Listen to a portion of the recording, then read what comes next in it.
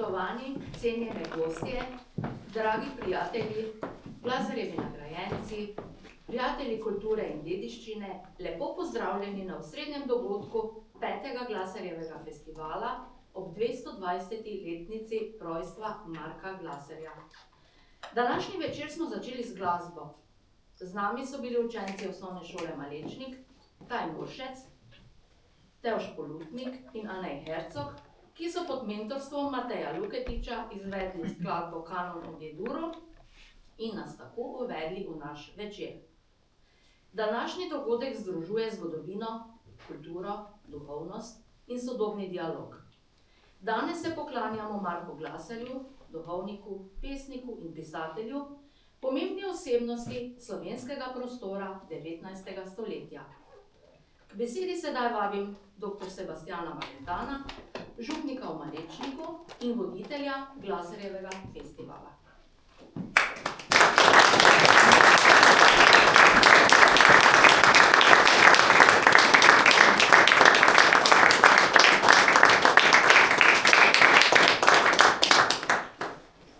Spoštovani vsi navzoči, dragi prijatelji Glazerjevega salona, naše župnije, naših dogodkov in prireditev. Iskreno vas vse z velikim veseljem pozdravljam ob osrednjem dogodku 5. Glazerjevega festivala, ki je hkrati tudi zaključek tega lepega 4-dnevnega dogajanja. Današnji večer je hkrati seveda tudi priložnost za zahvalo in tako tudi mora biti. Zato mi dovolite, da že kar na začetku izrečem zahvalo častnemu pokrovitelju Glazerjevega festivala letošnjega, to je mariborski nadškof, mitropolit Alojzij Cvikl, ki je v torek vodil slovesno bogoslužje v Marijinem svetišču na Gorci in tam imel tudi slavnostni nagovor, slovesno homilijo, v kateri je čudovito orisal vlogo duhovnika, pesnika, pisatelja in prevajalca Marka Glazerja. Potem je zahvala namenjena vsem našim soorganizatorjem in partnerjem festivala, z nekaterimi smo skupaj prehodili že vso obdobje 5 let. 5 let že sodelujemo z večino izmed njih. In sicer so to Osnovna šola Malečnik, Nadškofijski arhiv Maribor, Pokrajinski arhiv Maribor, Slovenska matica in pa Teološka fakulteta Univerze v Ljubljani. Skozi teh 5 let se je zvrstilo veliko dogodkov, pomembnih ne samo za kraljevno, pač pa tudi za slovensko zgodovino in za zgodovinopisje, za našo dediščino, ki jo želimo spodbujati in o njej govoriti, da bi ostalo nekaj nam in tudi našim zanamcem. S tem se izobražujemo in postajamo bogatejši. O pomenu Glazerjevega festivala in morda še posebej o pomenu Marka Glazerja kot osebnosti pričajo tudi častni pokrovitelji. Prvi častni pokrovitelj je bil rektor Mariborske univerze, profesor dr. Zdravko Kačič. Častna pokroviteljica drugega festivala je bila Irena Šinko, ministrica za kmetijstvo, gozdarstvo in prehrano. Častni pokrovitelj tretjega festivala je bil brigadir Peter Zakrajšek, predstavnik Slovenske vojske, Ministrstva za obrambo Republike Slovenije. In lanska častna pokroviteljica je bila Katja Strgar, direktorica Javne agencije za knjigo Republike Slovenije. Vse te osebnosti, ki so prevzele to vlogo častnega pokroviteljstva, so s tem dale priznanje festivalu, osebnosti in vsem, ki Glazerjev festival ustvarjamo. Skozi Glazerjev festival ne opozarjamo samo na osebnost Marka Glazerja, pač pa tudi na številne druge vsebine, ki so tako ali drugače povezane z njim. Tako želim izpostaviti župnijsko knjižnico Jurija Borešiča, ki ima svoje začetke v 17. stoletju in je pravzaprav vsebina te knjižnice ves čas navzoča med nami. Pred 2 letoma se je slovesno ponovno odprla in s tem izdatno povečala svoj fond. Dogodki, kot so današnji in kot so dogodki skozi leto, seveda dajejo vedenje o tem, kaj se skriva v Malečniku, kaj se skriva v župnijski knjižnici. Tako lahko z veseljem razodenem, da se je fond naše knjižnice danes zopet povečal in to s pomembnim delom. Namreč dobili smo celotno osebno knjižnico dr. Zdenka Lovšeta, nekdanjega duhovnika, ki je deloval v Malečniku, nazadnje na Dunaju, kjer je tudi umrl, pokopan pa je na pokopališču na Gorci. Njegov nečak nam je izročil njegovo celotno knjižnico in med knjigami, ki sem jih lahko danes na hitro pogledal, ko jih je prinesel, izstopa prav ena, verjetno jih je še več, in sicer knjiga iz leta 1787, izdana v Benetkah, Biblioteka Manualis Consolatoria, priročnik za pridigarje. Tako se bogati ta prostor tudi z čudovitimi deli, ki jih bomo gotovo lahko raziskovali in jih bodo lahko raziskovali še drugi. Potem moram omeniti Glazerjev salon, v katerem se nahajamo, in galerijo, ki je v teh letih pridobila tudi kar nekaj del. Omeniti želim olje Primoža Premzla. Primož Premzl, domačin, nam je poklonil baročno sliko glava Janeza Krstnika na plavju. Akademik Andrej Jemec, ki je tukaj razstavljal, nam je prav tako poklonil svoje delo, Dialog. In pa nazadnje smo pridobili še resorez Malečnika iz leta 1942, Pipa Peterna. Tako se torej bogati tudi ta prostor preko likovne umetnosti. Da ne omenjam obeh naših cerkva, sakralnih in kulturnih spomenikov, ki imajo bogato vlogo za naš kraj in gotovo tudi širše. Današnji dogodek pa ima eno močno sporočilo, o katerem bomo še spregovorili, zato se bom tukaj omejil. To je izdaja monografije Marko Glaser, Izbrana dela, ki prvič v zgodovini prinašajo zbrani dokument dela in osebnosti tega pomembnega človeka, ki mu posvečamo tudi Glazerjev festival. In se zahvaljujem prav gotovo Slovenski matici, ki je skupaj z župnijo soizdala to pomembno delo, prav posebej pa še njeni urednici, doktorici Ignaciji Friedel Jarc, za vso spodbudo, za organizacijo in za vso predanost pri tem delu, saj sva ga pravzaprav do konca usklajevala tudi o polnoči, tudi ob enih ponoči, ko je bilo potrebno narediti še zadnje korekture, zadnje besede, postaviti še zadnje strani. In veseli smo, da smo lahko včeraj iz tiskarne delo prevzeli in ga premierno predstavili v Ljubljani na sedežu Slovenske matice. Zahvala tukaj zraven pa gre tudi Mohorjevi družbi iz Celja, ki nam je tudi čudovito priskočila na pomoč. Torej, naj živi spomin na Marka Glazerja. Hvala, da ste naši podporniki, z veseljem še radi prihajate. Hvala lepa.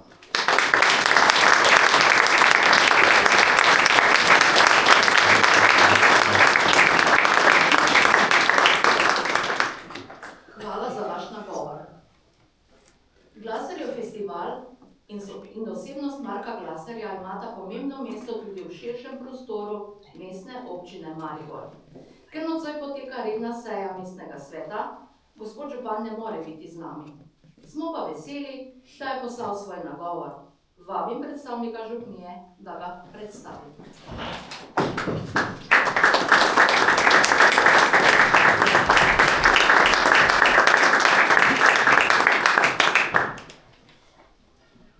Spoštovani gospod dr. Sebastian Valentan, cenjeni organizatorji, spoštovani gostje, drage obiskovalke gostje in obiskovalci. Najprej iskrena hvala za povabilo in priložnost, da lahko danes z vami obeležimo jubilejni 5. Glazerjev festival.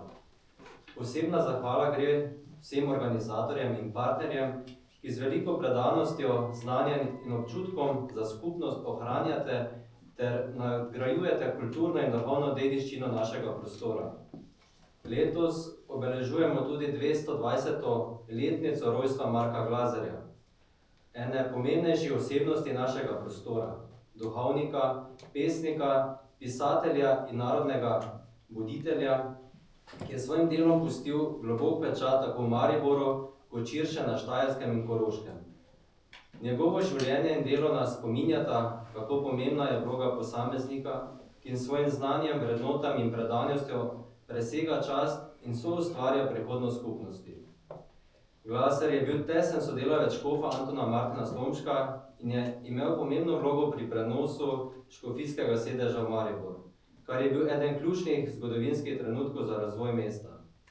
Ta odločitev ni pomenila le cerkvene reorganizacije, temveč tudi pomemben korak razvoja Maribora kot kulturnega, izobraževalnega in kasneje univerzitetnega središča.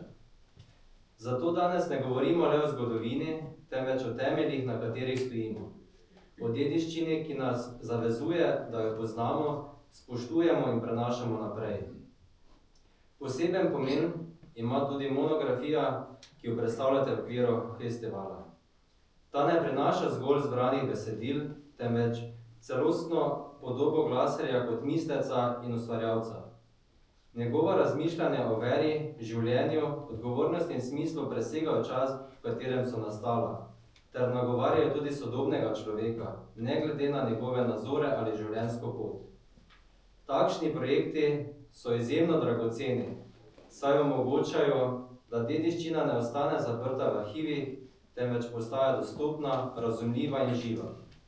Prav v tem je bistvo kulture, da povezuje preteklost s sedanjostjo in odpira prostor za dialog o prihodnosti. Maribor je mesto z bogato kulturno in duhovno tradicijo, ki jo soustvarjajo številne ustanove, društva in posamezniki. Glaserjev festival je lep primer, kako lahko s sodelovanjem različnih partnerjev ustvarjamo vsebine, ki bogatijo naš prostor, krepijo identiteto in povezujejo skupnost. Ob tem ne smemo pozabiti tudi na pomen vključevanja mladih generacij. Prav zato je sodelovanje osnovne šole in mladih ustvarjalcev še posebej dragoceno, saj zagotavlja, da zgodbe, kot je Glaserjeva, živijo naprej.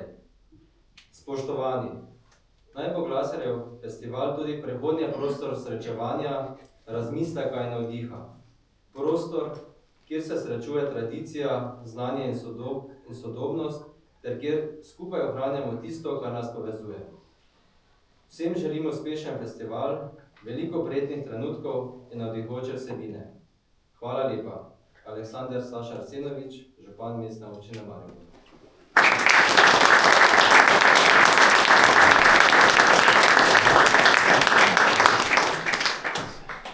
Hvala lepa. Organizator Glaserjevega festivala je Marečniška župnija s partnerji. In sicer so to Slovenska matica, Teološka fakulteta Univerze v Ljubljani, Pokrajinski arhiv Maribor, Osnovna šola Marečnik in Nadškofijski arhiv Maribor.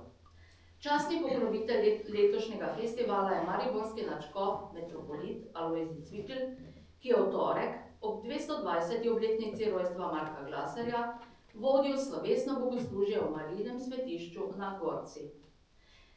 Veseli smo navzočnosti predstavnikov partnerjev festivala. K besedi vabim prodekanjo Teološke fakultete Univerze v Ljubljani, profesor dr. Barbaro Simonič.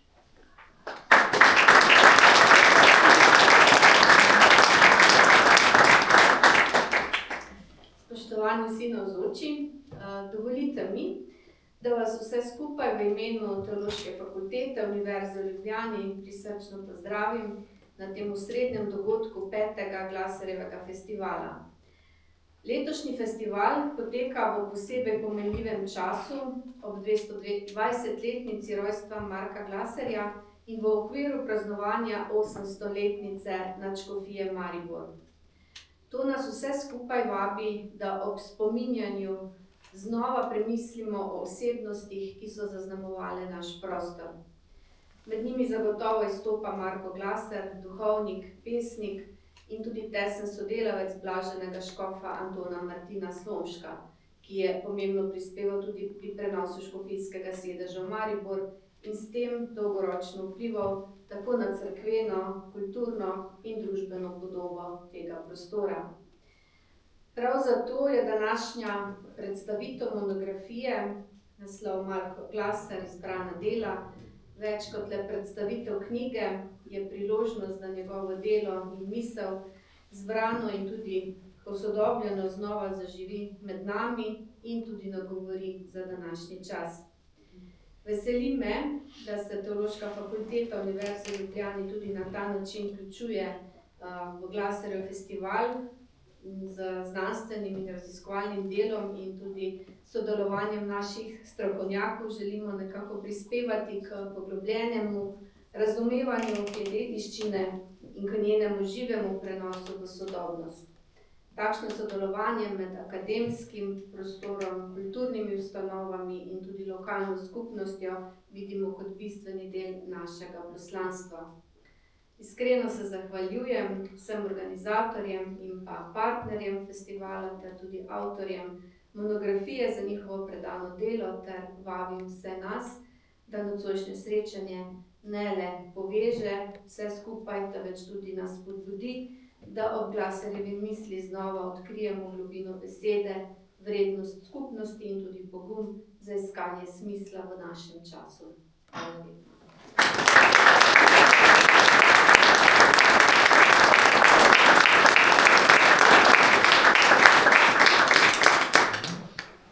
Hvala lepa za vaše besede.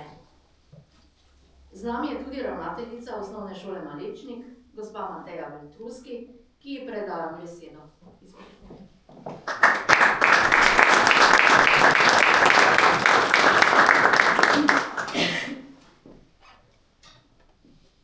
Spoštovani gospod župnik, dr. Sebastian Valentan, spoštovani vsi navzoči.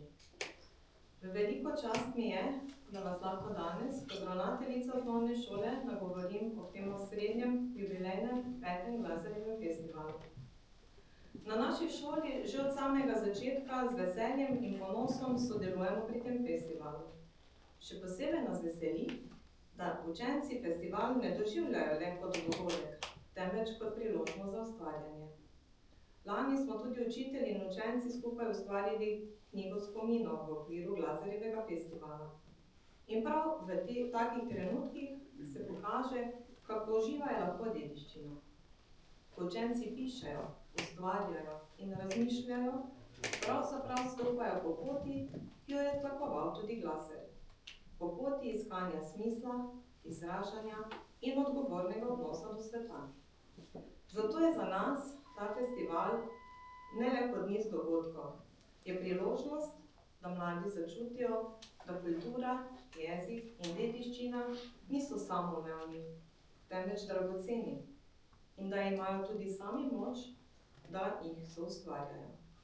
Posebej sem ponosna na naše učence, ki s svojo ustvarjalnostjo, glasbo in besedo posebej bogatijo ta festival. S tem dokazujejo, da Glaserjeva dediščina ni ostala v preteklosti, ampak živi z nami naprej. Naj zaključim z mislijo, da je prav povezovanje med šolo, kulturnimi ustanovami in širšo skupnostjo tisto, kar daje takšnim dogodkom pravi pomen. Le skupaj lahko ohranjamo spomin in hkrati ustvarjamo prihodnost. Hvala za povabilo in zaupanje.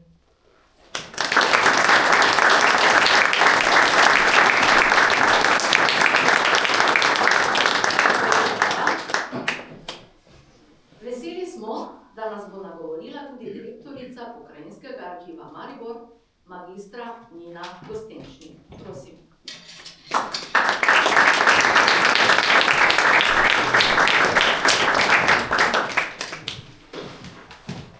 Spoštovani gostje, spoštovani obiskovalci, veliko čast in veselje mi je, da vas lahko danes pozdravim na Glaserjevem festivalu tukaj v Malečniku, kraju, ki je tesno povezan z življenjem in delom Marka Glaserja, duhovnika, pesnika, pisatelja in narodnega voditelja, ki je s svojim delovanjem pustil globoko sled v našem prostoru.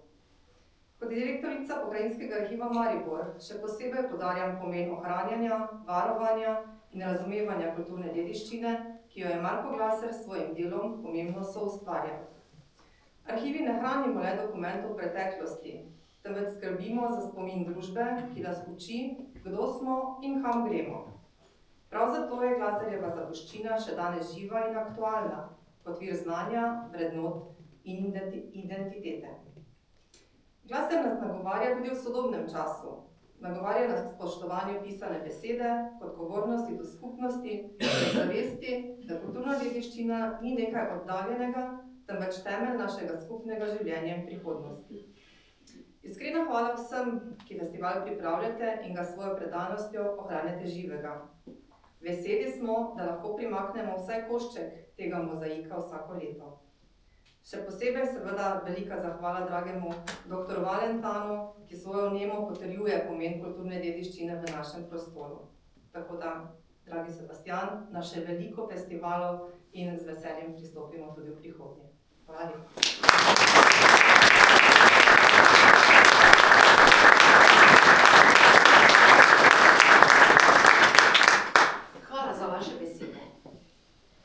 Sedaj vabim k besedi še urednico Slovenske matice, dr. Ignacijo Fridl-Jarc.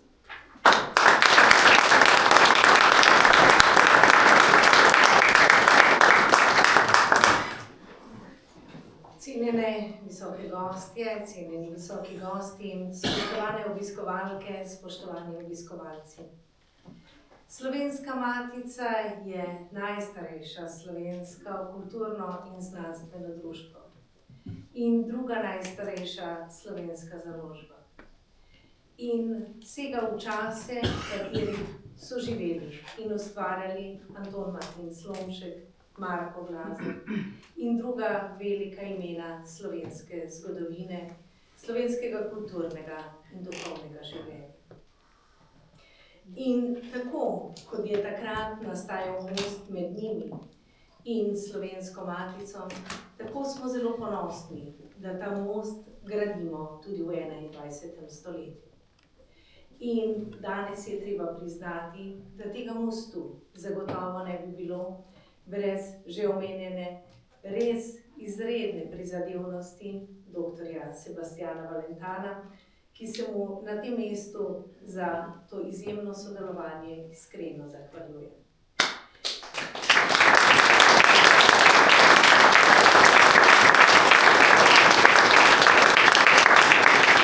Naj z vami delim še skrivnost, ki to ni več, ker je bila danes tudi javno objavljena, da se je tudi Slovenska matica vsaj kanček oddolžila za to imenitno sodelovanje, saj je bil dr. Sebastian Valentan v ponedeljek na našem rednem zboru članov izvoljen v upravni odbor Slovenske matice.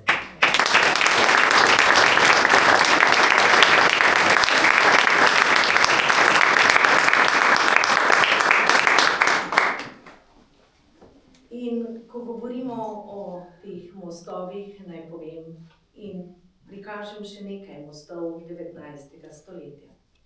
Marko Glaser, ki je bil zelo tesno povezan, kot vemo, z Antonom Martinom Slomškom, je torej bil eden tistih imen in osebnosti, ki so pomagali graditi tudi pota slovenske knjige. Vse prepogosto pozabljamo, da je pravzaprav škof Anton Martin Slomšek zaslužen za nastanek slovenskega profesionalnega založništva. Bil je tisti, ki je vzpodbudil nastanek družbe Svetega Mohorja kot prve slovenske založbe in vesela sem, da sta danes tudi predstavnika te založbe, danes Mohorjeve založbe iz Celja, tukaj z nami. In enako kot si je Anton Martin Slomšek prizadeval za širjenje, torej literature, z tako imenovanimi mohorjankami, večernicami, knjigami, ki so jih širili po slovenskem podeželju tudi med kmečkim bralstvom, da bi tako spodbujali bralno kulturo in pisanje. Povsem enako se je Anton Martin Slomšek zavedal, kako zelo pomembno je razvijati jezik na vseh nivojih njegove pojavnosti. Da torej Slovenci ne moremo imeti samo literarnega jezika, pač pa moramo razvijati tudi svoj strokovni in znanstveni jezik. In tako je Anton Martin Slomšek že v 50. letih na takratni Ilirski guberni naslovil prošnjo za nastanek še druge slovenske založbe, tako imenovane Slovenske matice. Čeprav njene ustanovitve ni dočakal, ker se je poslovil 2 leti prej, leta 1862, vemo, da je zagotovo Slovenska matica pravzaprav njegov sad in rok. Tukaj v Mariboru so bili tisti, ki so se zbrali, napisali njena ustanovna pravila in tako sklenili, da je treba ustanoviti tudi založbo za izdajanje zahtevnejših besedil. Zakaj nekoliko daljši uvod? Zato, ker knjigo Izbrana dela Marka Glazerja druži prav oboje. Literarni jezik na eni strani in na drugi vrhunski znanstveni prispevki 2 imenitnih strokovnih pisk, to sta doktorica Fanika Krajnc Vrečko, ki je poslovenila oziroma posodobila Glazerjeve pridige, in magistra Liljana Urlep, ki je prevedla iz nemščine njegovo korespondenco in jo prav tako posodobila v današnji jezik. Seveda pa sta vsemu temu pridali v tej knjigi tudi izjemni, dragoceni, prav tako tudi obsežni spremni besedi in tako knjigi dali tudi ta strokovni in znanstveni značaj. Zato ste lahko tukaj v Malečniku zelo ponosni, da boste lahko svojega nekdanjega župnika spoznavali tudi skozi njegove literarne besede in tudi vedenje o njegovem delu in ustvarjanju. Naj z vami delim še morda to misel, da sem nedavno prebrala, kako pomemben je kraj Križ pri Trstu, ker je dal toliko velikih znamenitih Slovencev. Jaz pa naj na tem mestu povem, kako zelo pomembna je bila družina Glaser ali Glaser, rušanska družina, ki je pravzaprav zaznamovala ves tukajšnji štajerski prostor in nenazadnje svojo res izjemno, tako literarno in drugo ustvarjalnostjo, nagovarjala Slovence skozi 19. in tudi 20. stoletje. Zato ste lahko še toliko bolj ponosni, da je najpomembnejšo sled in tudi najpomembnejša dela, svoje zapiske, pridige in seveda tudi pesmi in njegovo korespondenco Marko Glaser ustvaril prav tukaj v tem prostoru, torej v Malečniku, in čuvajte to dragoceno dediščino. Zakaj? Vedno znova ponovim, da še nihče izmed nas ni videl drevesa, ki bi rastlo brez korenin. In enako ne bo ne slovenskega naroda, ne slovenskega jezika, ne slovenske literarne in ne znanstvene besede, če ne bomo znali ohranjati, spoznavati tistih posebnosti, ki so nam pravzaprav korenine tega, kar živimo danes. Vse dobro še naprej Glazerjevemu festivalu, vse dobro pa tudi Malečniški župniji. Hvala, da smo lahko z vami.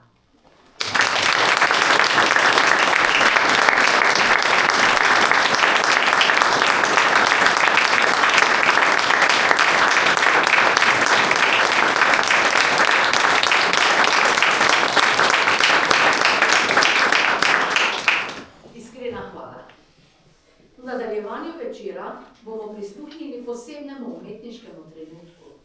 Slišali bomo posmrtno pesem Marka Glaserja za Matijem Pavel učiteljem pri Svetem Petru pri Mariboru iz leta 1857 v interpretaciji Bernarde Kelbič.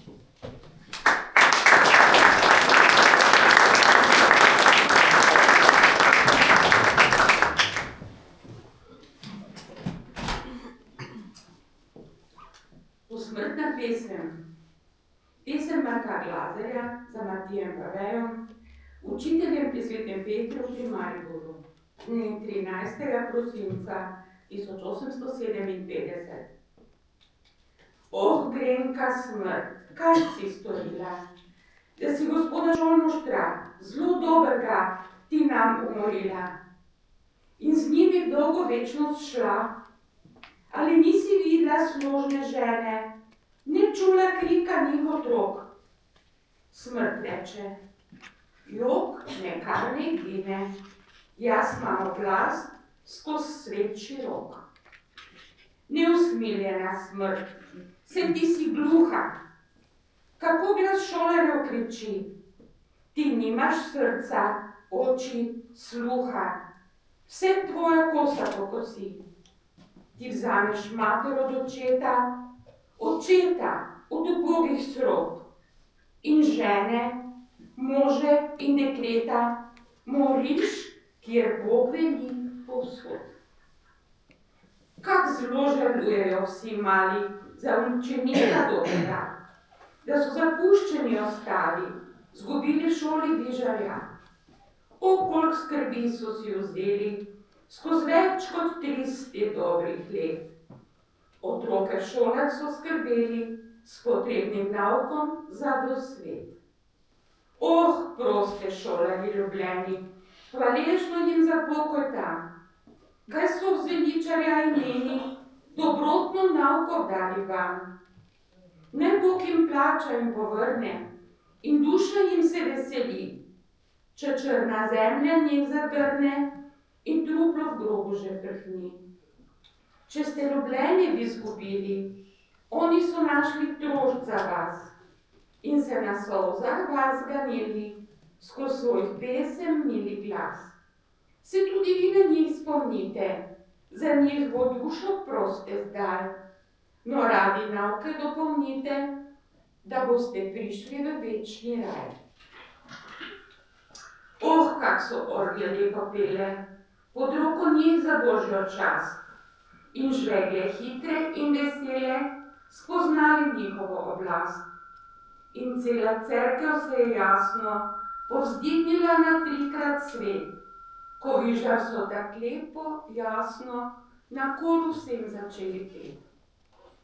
Zdaj roke trde v trugi spijo, zato se orgle jočejo. Naj mir in pokoj tam dobijo, tak jim dnes slovo pojejo. O, da bi enkrat mi kristjani pred Božjim hramom večnosti, mi z njimi vribli skupaj zbrani, v nebesih spet popevali. Pavel Matija preljubljeni, so mnoge sveta slovo vzeli, so bili ponižni in pošteni skozi leta 53 in 33 let živeli, kot Šolmošter pri farah 3. 17 so let pri nas skrbeli, zelo zvesto pri dolžnostih vseh. O, sveti Peter, ključ poišči, nebeški raj in odpri ti.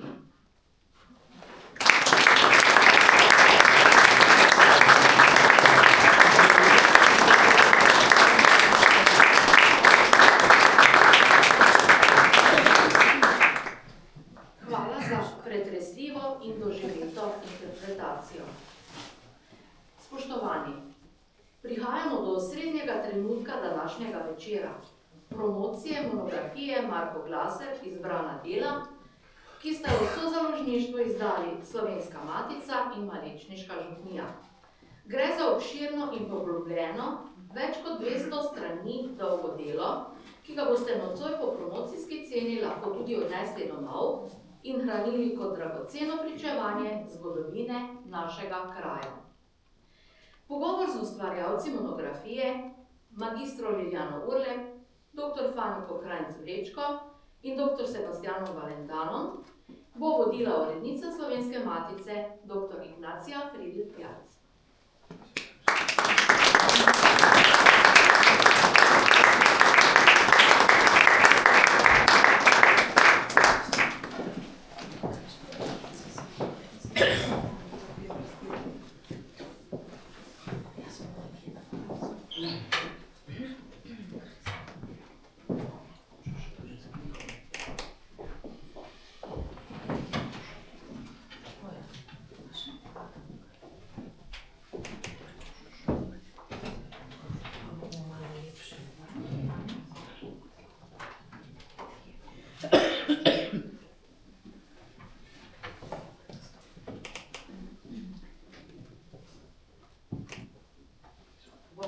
Začeli, ne bomo znova nagovarjali, znova pozdravljali, ampak predvsem se poklonili izidu knjige Izbrana dela Marka Glaserja.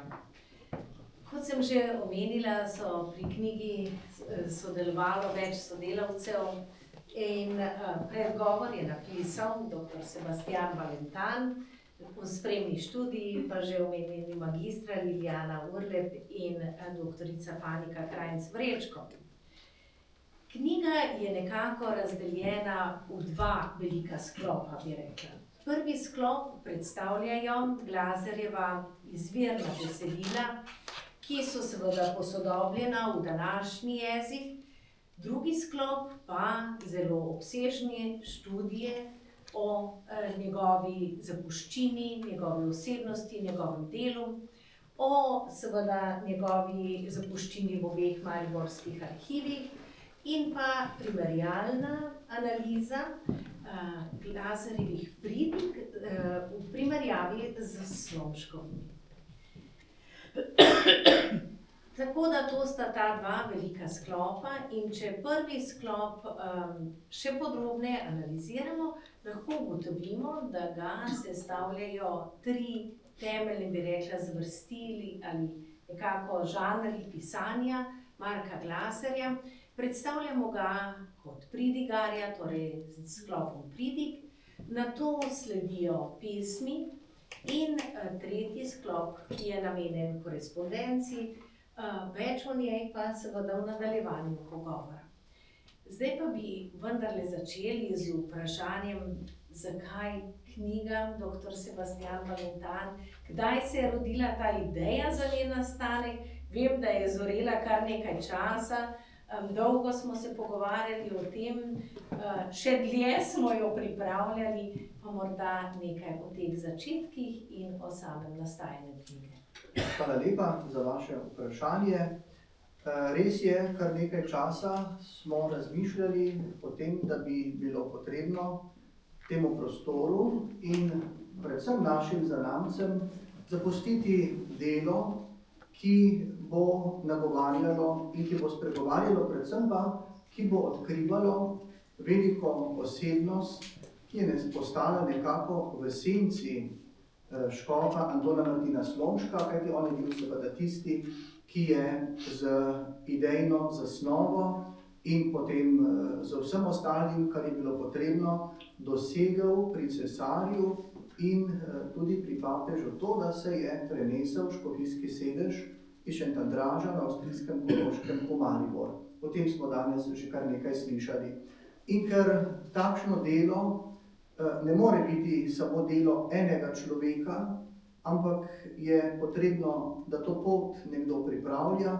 Slomšek je bil v Šentandražu, kjer je imel svoje skrbi, svoje zadolžitve, je za to delo pooblastil duhovnika Marka Glaserja, svojega zelo dobrega, nekateri pravijo celo najboljšega prijatelja, saj je Glaser nenazadnje bil pri njem v Mariboru na škofiji v njegovi sobi, ko je umrl. In to je eno izmed znamen te posebne povezanosti. Torej, da bi odkrili to osebnost še malo bolj, je začela zoreti ideja, da bi išlo delo, ki bi pokazalo, kdo je pravzaprav Marko Glaser bil.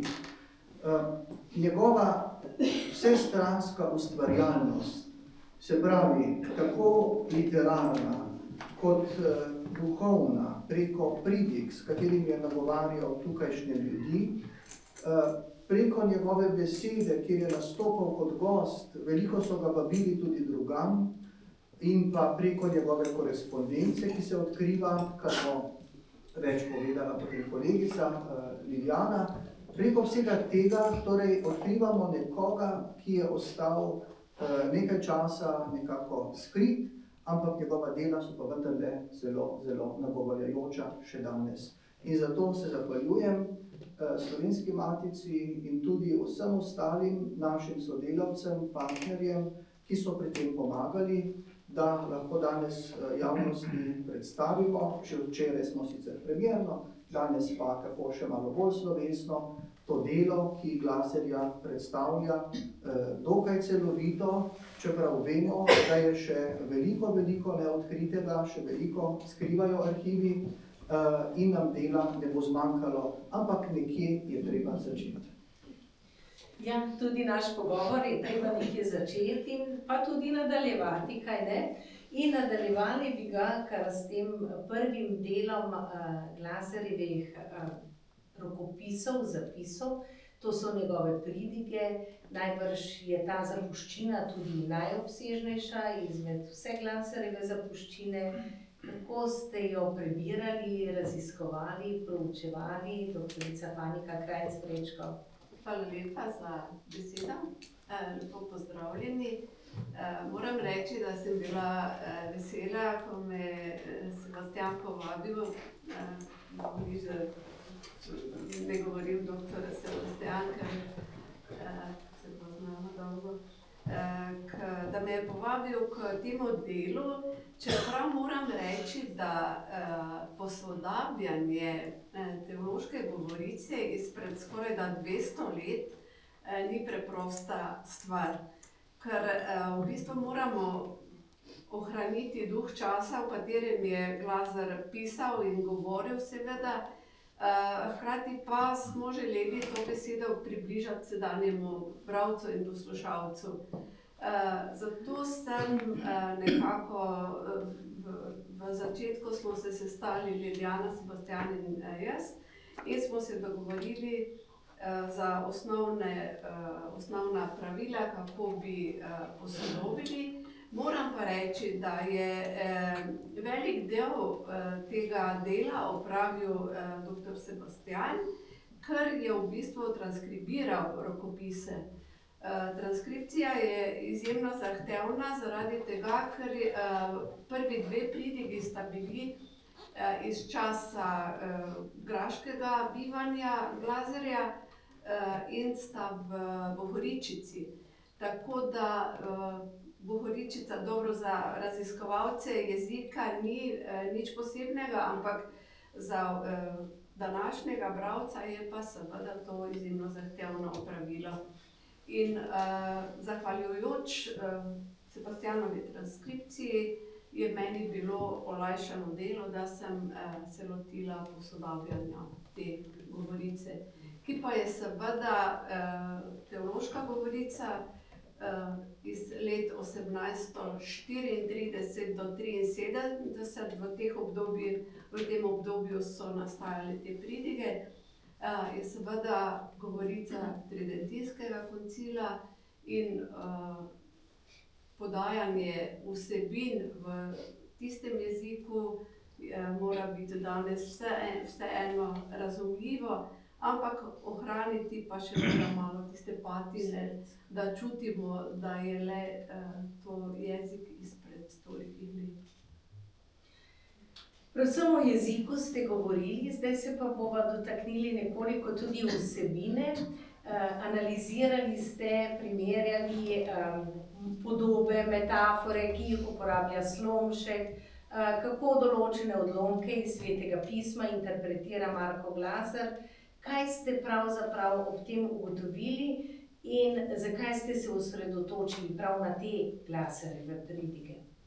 Ja, že pri samem posodabljanju jezika se mi je zastavila misel, da je v bistvu Glaser neverjeten, sprva neverjeten govorec je moral biti, potem pa tudi, če gledamo vsebino njegovih pridig, vsebina ni samo, bi rekli danes, teološki jezik, ne? Ni samo verski nagovor, ampak Glazer je v svojem času želel ljudi prvič vzgajati, prosvetiti, jim pomagati, ampak še vedno vse se dogaja v obnebju teologije in vere. Ampak pride mi na misel, da je v bistvu današnje raziskovanje Glazerjevih pridig lahko daje tematiko ne samo teologu, jezikoslovcu, ampak je z antropološkega vidika so njegove vsebine toliko pomembne, da lahko prepoznavamo duh časa izpred 200 let, kako so ljudje živeli. Danes, prav ko sem malo preletela vsebine, se mi je zdel izjemno zanimiv podatek, ko Glaser govori o smrti. Smrt je nekaj hudega, ampak tolaži na smisel, na posmrtno življenje. In Glaser mimogrede navede podatek, da je v njegovem času, se pravi tam okrog leta 1838, 30% ljudi ni doživelo 20. leta starosti. Ne? To se mi zdi en tak podatek. Malo kdo pa doseže 70 let. Mimogrede, izvemo en takšen podatek, ki je z vidika socialne antropologije izjemen podatek, pomemben podatek za ta čas. Ne? Ampak zakaj primerjava Slomška in Glazerja? Eden od novinarjev me je mimogrede po naši zadnji predstavitvi dela tukaj me je vprašal, a ni Glazer celo večji od Slomška? In me je izzvalo, da sem šla primerjati pridige, ki so objavljene, Slomškove pridige in Glazerjeve, na iste dneve, se pravi v cerkvenem letu imamo praznike ali pa nedeljske pridige, kjer je enako izhodišče evangelskega odlomka in sem primerjala, kaj je izbral, kakšno vsebino je izbral Slomšek in kakšno Glazer. In da ne bom predolga, ne, lahko zaključimo, da sta oba avtorja, sodobnika, v bistvu podajala versko vsebino. Ampak lahko eno stvar poveš tako ali pa drugače. Samo en primer da dam, ko je prilika o kvasu, ki prekvasi Božjo besedo in to.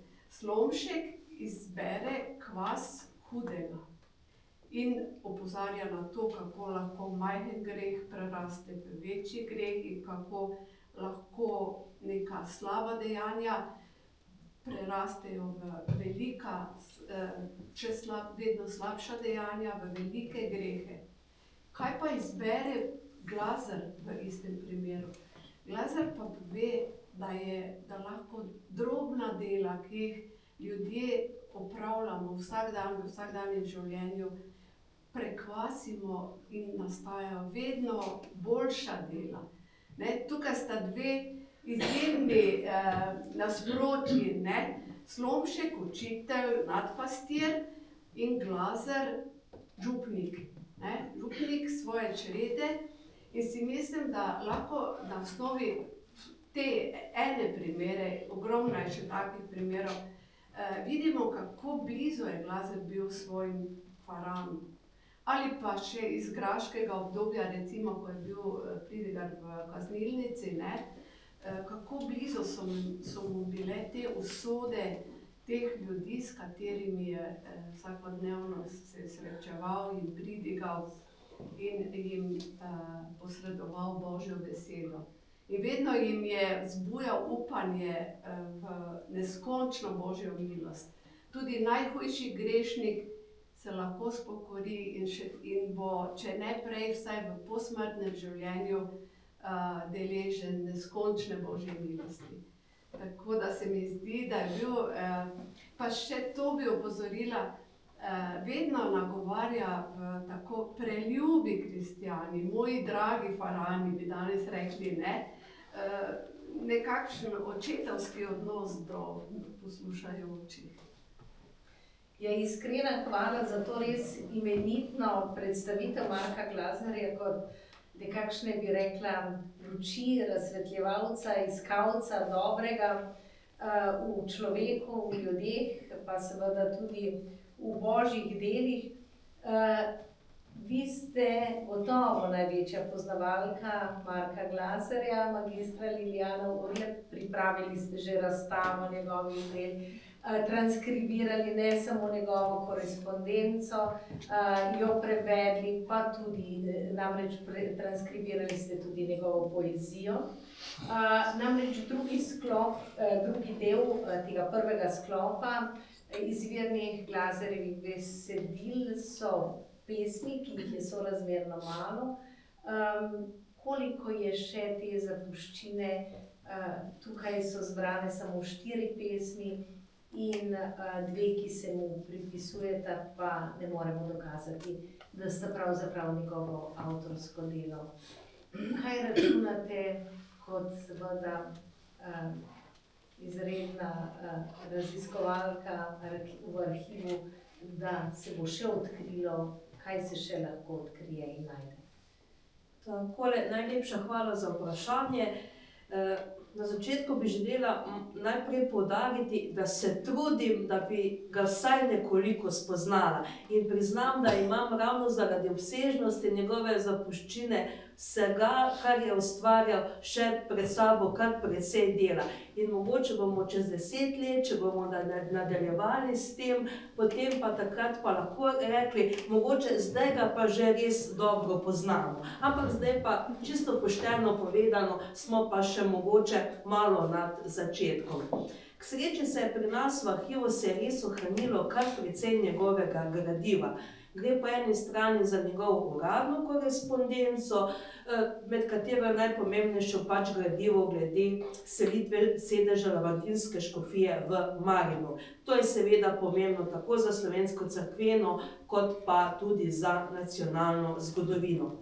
Po drugi strani pa se je pri nas v arhivu ohranil del, ampak samo del njegove osebne zapuščine. To se pravi njegova korespondenca, osnutki pridig in pa njegovih del. Kako vemo, da je samo del, recimo pri ohranjeni korespondenci, trenutno poznamo samo korespondenco do leta 1859, manjka pa korespondenca po tem letu, to se pravi manjkajo pisma, ki so jih pošiljali od njemu, njegovi dopisniki. To pa še manjka, ne vemo, ali je bilo kdaj to odtujeno, ali je bilo uničeno, to se pravi, to bo še potrebno raziskati. In ta zapuščina njegova je res zanimiva, v njej je veliko pridig. Najprej mogoče res je veliko pridig, nekatere med njimi so čistopisi oziroma bolj dodelane verzije, nekaj teh to so te pridige, ki so objavljene tudi v knjigi. Poleg tega pa ohranimo pri nas vsaj še eno arhivsko škatlo pridig, ki pa so recimo bolj kot ne osnutki. Te pridige pa so bodisi v slovenščini, nemščini ali pa pri pridigah preskakujejo en jezik ali pa drugi. Ali pa recimo zapiše samo začetek misli, potem pa jo prekine in te pridige je pa potem nekoliko težje obravnavati in delati. In tudi z tega stališča tukaj bo res potrebnega kar še veliko dela. Še posebej pa se to nanaša tudi na pesmi. Imamo pri nas recimo tudi pesmi, nagovore, tudi ti so tako v slovenščini, nemščini, pa v mešanici obeh jezikov. Včasih pa so samo nekateri drobci, pri katerih se pa potem niti ne ve, kam spadajo, tako da sem prepričana, da se bo bodoče našlo, tako kot ste vprašali, še kar precej nekaj njegovih pesmi. Recimo pri nas imamo Tudi pesem v spomin njegovi materi je v nemščini, dokaj zahtevna nemščina, potem zadnja 2 odstavka sta pa v slovenščini in se vse pa skozi celotno pesem čuti.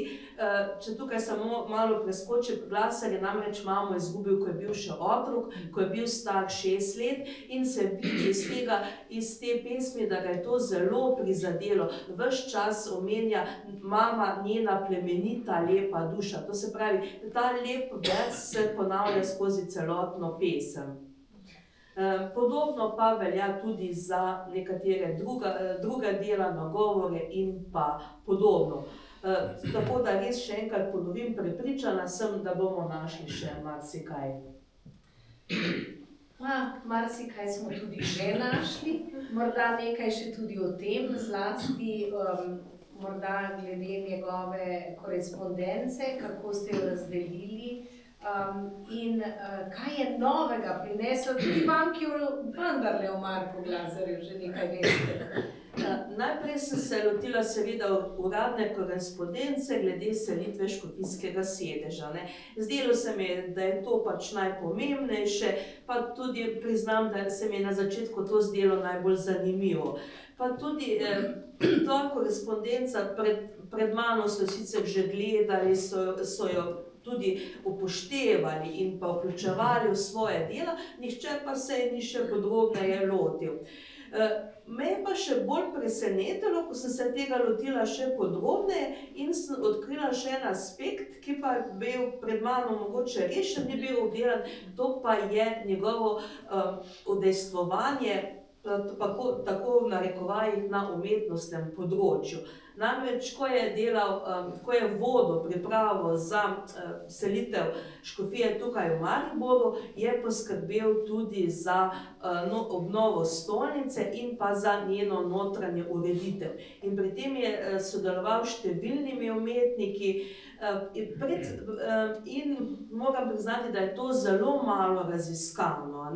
In sedaj pa se je preko te korespondence, cerkvenih računov in podobnega našlo pa še res kar nekaj drugih zanimivosti. Recimo, pred leti je nekdo slučajno odkril, da so takrat naročili nove orgle. To je bil takrat znani mariborski orglar Ebner. Recimo, pri nadaljnjem prebiranju pa se je potem ugotovilo, da pa je Slomšek naročil, da pa je treba likovno opremo teh orgel, te so bile tudi poslikane, prilagoditi gotskemu stilu stolnice. In tukaj pa se je pojavilo potem še naprej neko zanimivo vprašanje, in sicer v kakšnem umetnostnem stilu so takrat uredili stolnico. To je vprašanje, ki je potem bilo aktualno še skozi celotno 19. stoletje. Takrat je bila namreč stolnica, kar se tiče arhitekture, vemo, je kar precej gotskih elementov, oprema takrat je bila pa baročna. Cerkev je takrat krasilo 14 baročnih oltarjev, še posebej dragocen je bil zlati glavni oltar. In je bilo potem ugotovljeno, da je ta oltar obnovil, restauriral, pozlatil oziroma posrebril mariborski podobar in pozlater Tomaž Kotnik.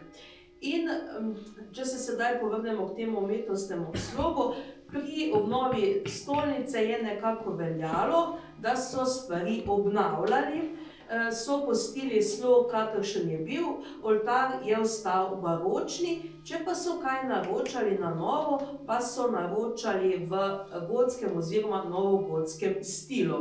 To se pravi, držali so se tega, kar se da obnoviti, pri novih stvarih pa so upoštevali ta takrat gotski stil, ki je pa takrat se že začel prevladovati. Potem v nadaljevanju 19. stoletja pa so se odločili drugače, so potem se odločili za regotizacijo stolnice in so potem tekom stoletja odstranili vse baročne oltarje. In sedaj danes se tudi zastavlja vprašanje, kaj pa če je imel Glaser in njegovi sodobniki prav, in bi bila stolnica danes drugačna, če bi se ohranili vsi ti lepi baročni oltarji. In se tukaj smo potem, da ne bom predolga, sem se potem dotaknila tudi njegovega vprašanja, kako je potem pri obnovi obnovi stolnice skrbel tudi za ta umetnostni vidik. Vidi se, da je dal prednost gotskemu slogu, vendar pa se je trudil ohraniti obstoječe. To se pravi, je hote ali ne hote se trudil za neko ravnovesje. Hvala za ta imeniten detajl, ki smo ga spoznali. Še veliko takih je v knjigi, zato je treba vzeti v roke. Pa vendarle ste tudi avtorica priložnostne razstave v sosednjem prostoru, tako da lahko še kakšno vprašanje ali bo posebej predstavila.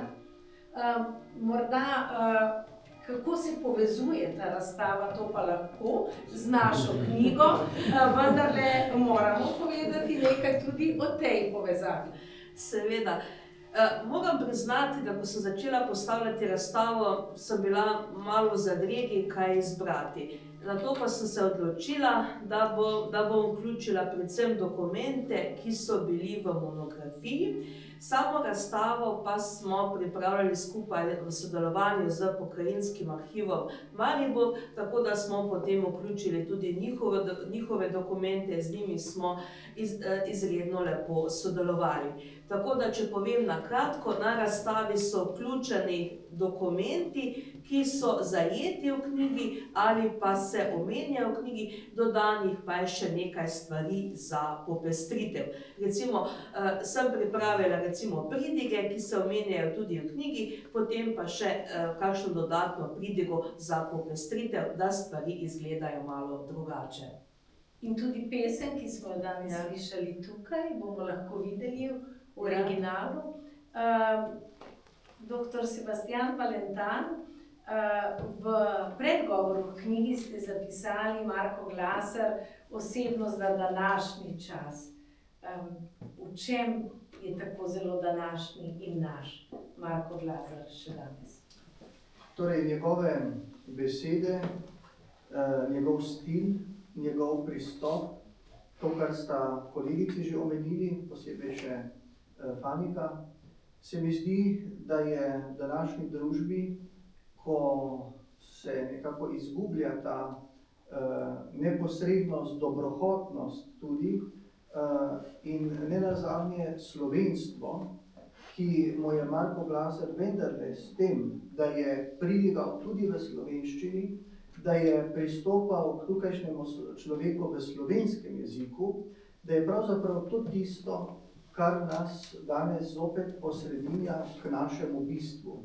In kot ste vi lepo povedali, misel o drevesu, mislim, da se lahko vsakdo izmed nas še 100-krat ponovi, da bo razumel, kaj je potrebno v današnjem času in kaj je potrebno, če želimo prenesti vsebine, ki jih poznamo in ki jih imamo za tiste, ki jih štejemo za dobre v prihodnost.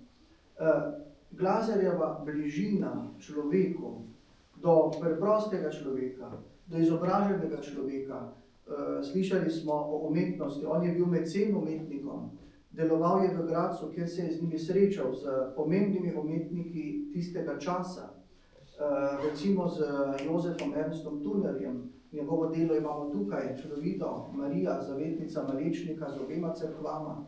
Potem imamo tukaj pred nedavnim, pred 3-4 leti odkrito avtorico njegovega portreta, Marko Glaser, počasni kanonik, to je bila hčerka od Turnerja, Silvija Turner, in ta portret je zaradi svoje pomembnosti seveda tudi na naslovnici te monografije. Torej, njegova neposredna komunikacija z različnim slojem ljudi, z različnimi poklici in vsakomur je želel biti blizu.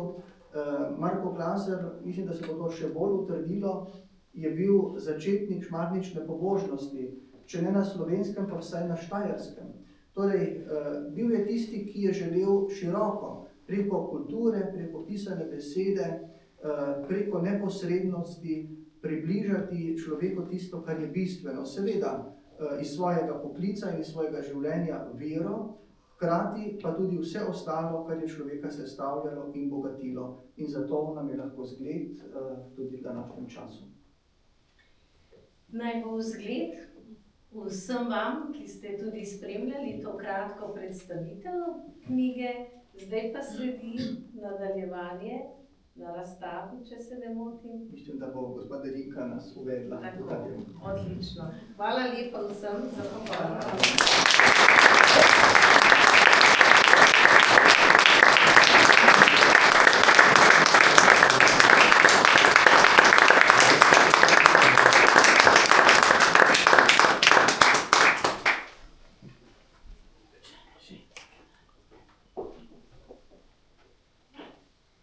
Hvala vsem sodelujočim za dragocen pogled v nastajanje in pomen tega pomembnega dela. Znova pa se bomo prepustili glasbi. Med nas ponovno vabim učence osnovne šole Malečnik, ki bodo izvedli pesem Slovenija, od kod lepote tvoje.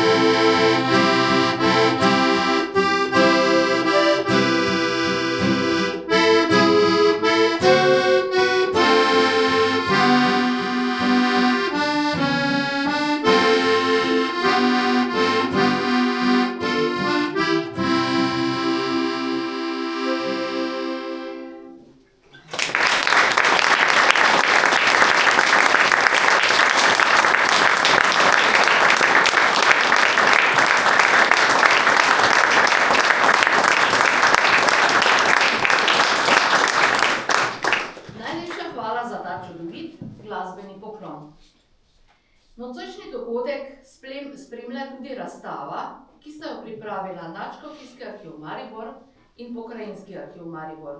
K besedi vabim magistro Lilijano Urlep, ki nam bo predstavila razstavo dokumentov, vključenih v monografijo, ki pričajo o Glazerjevem vsestranskem delu.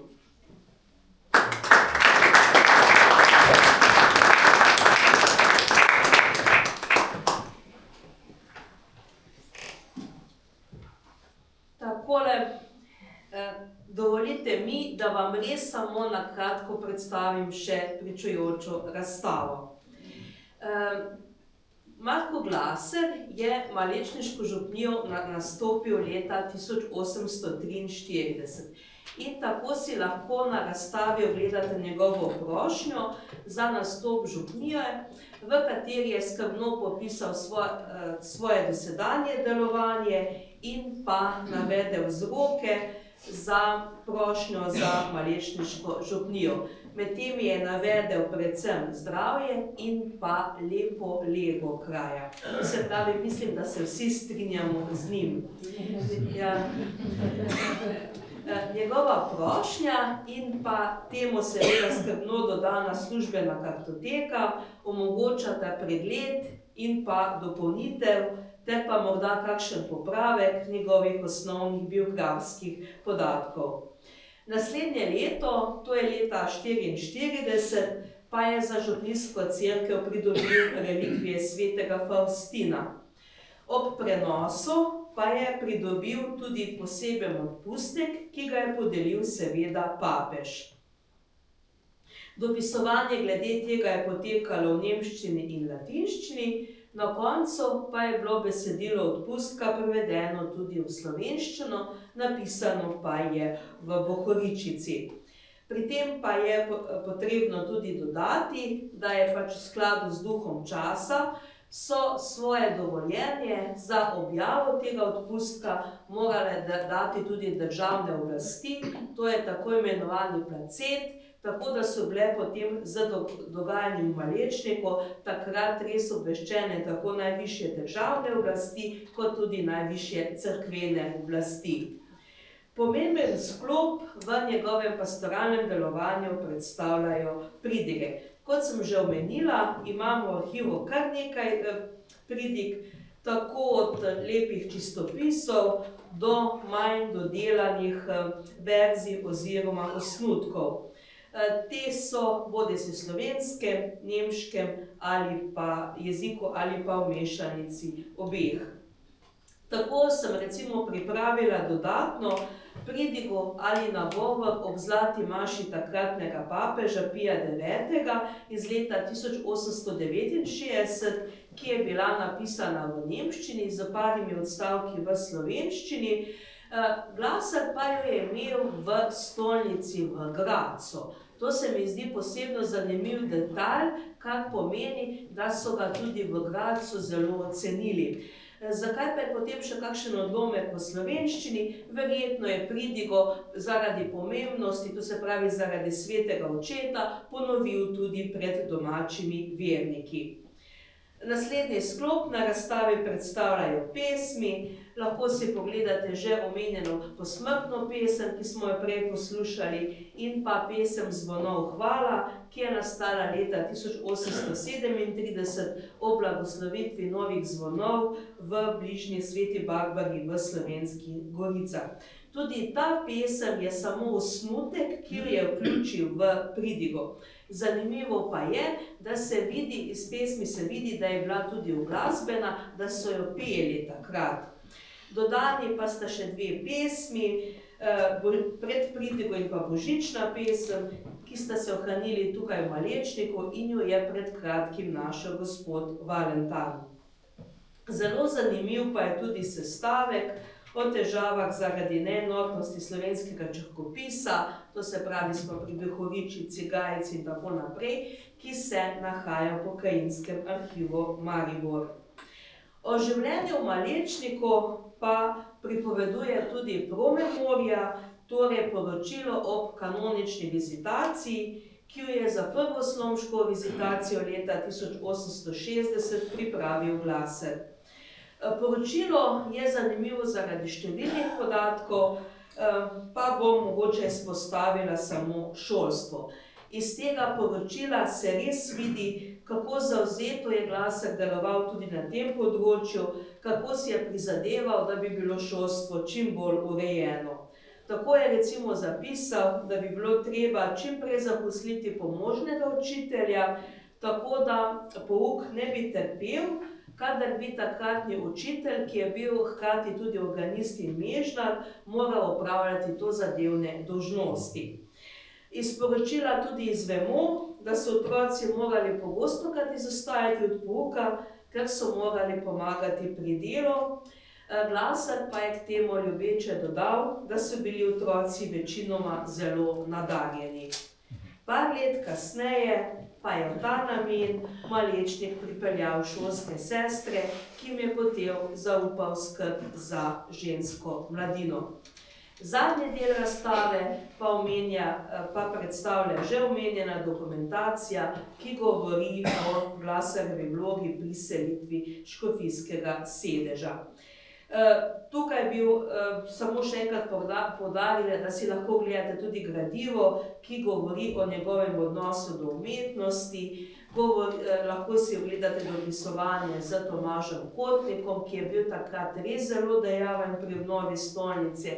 Obnovil je recimo tudi gotske sedilje, pa recimo reliefe na pobnih klopeh. To je bilo do sedaj še vse neznano. In Glasar je recimo dal takrat izdelati tudi škofov prestol v gotskem slogu, ki danes ne stoji več. In o njem načeloma nimamo podatkov, oziroma se pa vseeno pri Glasarju se je pa dalo nekaj najti. Šlo je za mogočno delo z baldahinom, okrašenim z vezaninami. In pri izdelavi tega je sodelovalo več umetnikov, Kipar Kšilj, zelo znan, Tomaž Kotnik, potem domača mizar Denc, Mariborčan in pa bolj znani Jožef Kajnc. Da ne bom predolgo, pa mi dovolite, da na koncu vseeno dodam besedo še Slomšku, naj bo Slomšek tista zadnja pika na i, čeprav to ni na razstavi, mi samo dovolite, da preberem del nagovora, ki ga je imel Slomšek ob umestitvi Glasarja za častnega kanonika. Po selitvi je bil namreč Glasar imenovan za častnega kanonika lamartinskega oziroma mariborskega stolnega kapitlja. Pa mi samo dovolite, da preberem samo začetek, ker se mi zdi, da je pa Slomšek s tem res povedal vse. Ne bom tedaj hvalil važnih del vašega gospoda farmeštra, ne pravil velikih zaslug, po katerih so to visoko čast dosegli, tudi vas ne bom hvalil, le Boga hočem hvaliti za vse. To se pravi, s tem pa Slomšek res zadane pikico na i. Najlepša hvala.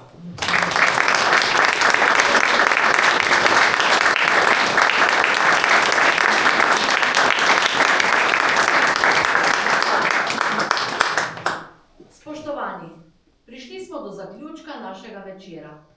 Naj bo to srečanje spodbuda za nadaljnje odkrivanje bogate dediščine, ki nas povezuje in nagovarja tudi danes.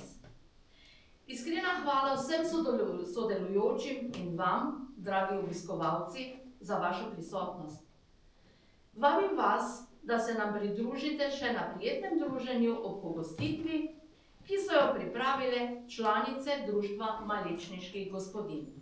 Želim vam lep večer in prijetno druženje.